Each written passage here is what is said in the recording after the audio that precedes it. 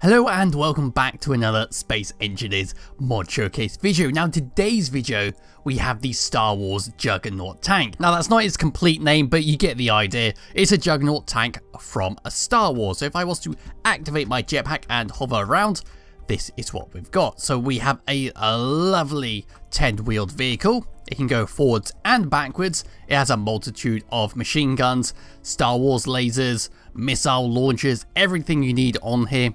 Absolutely massive compared to me. If I was to zoom out a bit, there we go. That's the general size for it. So it is nice for a little squad of players.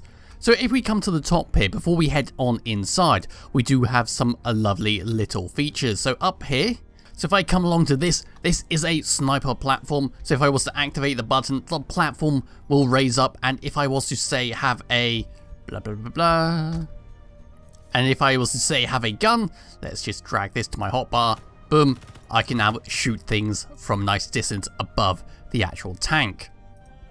So to drop this down, I just press the button, and say if you fell off the tower, we have a little extra button down here to press. So if we need to get the tower down if we fell out of it.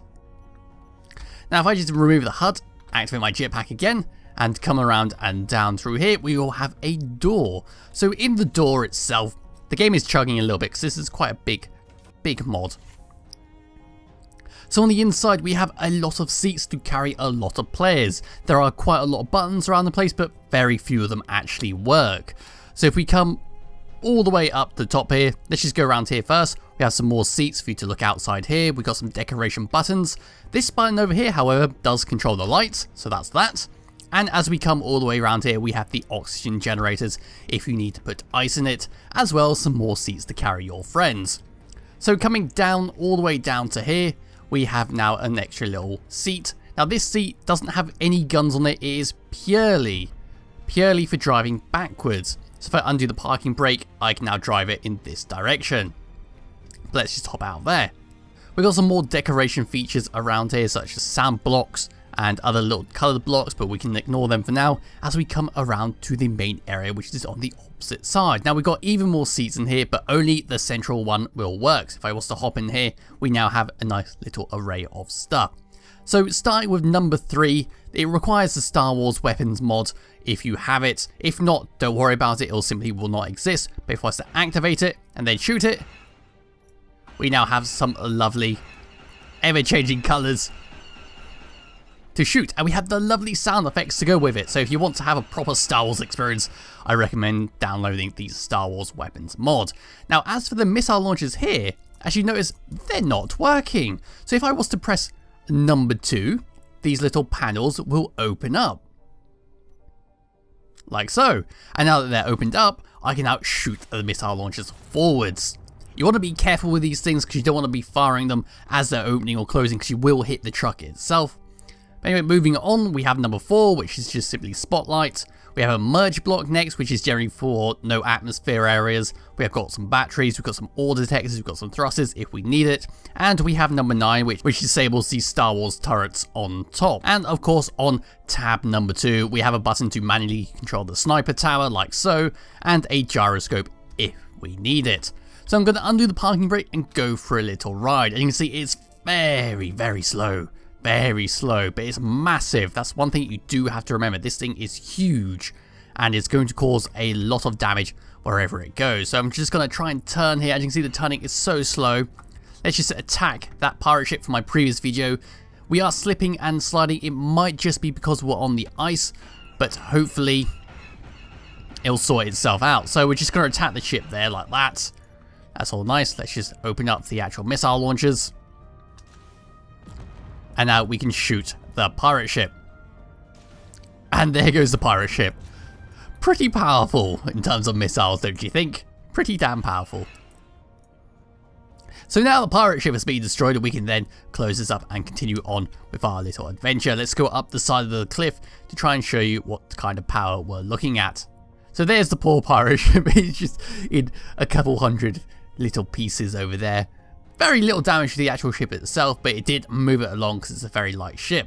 Although it was hovering, which is kind of odd. It should have stayed hovering. So here we go. We generally take quite a long time to get some speed up. I'm not sure what the actual max speed set for this vehicle is. I'm hoping it's around 40, because this thing, I don't think stops very fast. No. So you want to be very sure that we're not going to crash into something. So up we come, like so. It seems to be doing alright actually. The frame rate is having a bit of a problem trying to work out what the wheels are up to. I think there's a bit too many giant wheels on this for it to have an idea. And I think, yeah, this type of slope seems to be the absolute limit. So I am going to just overcharge this and hope something happens. No. So that is the unfortunate thing. It can't really go uphill without having a lot of speed. So that's what I'm going to do now, is try and get a nice load of speed up. Let's just turn off that to try and save the frame rate a bit. I do like these guns though. They are quite nice, aren't they? So let's just reverse it up and we'll try and hopper over that area just for a little bit of fun, because there's not much else to this mod. It's generally just the guns, little features, and it's like carrying capacity of players. It's a nice little mobile base if you need it. It still lacks some of the basic features of a base, but it's still nice if you want a Star Wars themed adventure. It'll be in the description below if you want to download it yourself, and I'm going to now activate number 8. Okay. I have no idea what is happening now. Let's just, hope it doesn't bounce anymore.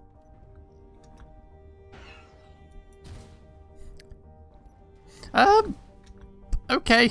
So we somehow managed to, well, I somehow have managed to roll this thing over. I think we're still rolling, in fact. So anyway, we're not going to be able to make the jump today. We're going to have to just leave it here. I've somehow flipped the entire thing over. Let's just take a look at it from the outside. I have no idea what happened there. I was going to try and increase the power of the wheels, but something went horribly, horribly wrong. Anyway, it's in the description below, like I said, and I'll be back with another Space Engineers video some point soon. Bye-bye.